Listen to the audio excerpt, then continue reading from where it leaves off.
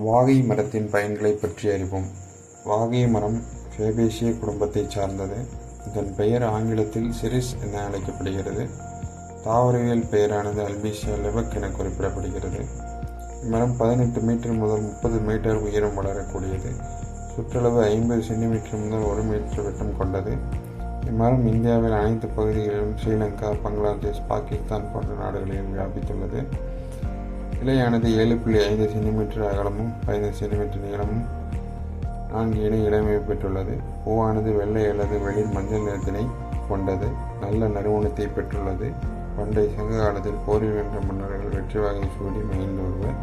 காயானது 15 முதல் 30 சென்டிமீட்டர் நீளமும் 2.5 சென்டிமீட்டர் முதல் 5 சென்டிமீட்டர் அகலமும் கொண்டது. இதில் 6 முதல் 12 விதைகளில் பெற்றிருக்கும். காய்ந்த விதைகள் ஒளியை எழுப்புவதால் அதற்கு ரேட்டில் ட்ரீ எனவும் கூறப்படுகிறது. இம்மரத்தின் பட்டை சொரசொரப்பாகவும் கடினத்தன்மையுடன் டார்க் ப்ரௌன் அல்லது கிரேஸ் பிளாக் நிறத்தினை கொண்டது. வாகை மரத்தின் இலை, காய், பட்டை போன்ற அனைத்து பாகங்களும் பல்வேறு மருத்துவங்களை பெற்றுள்ளது. காய்ச்சல், ஆஸ்துமா, சளி, இருமல், பல்வலி மற்றும் தோல் நோய்களை தீர்க்கக்கூடிய மருத்துவ குணங்களை பெற்றுள்ளது.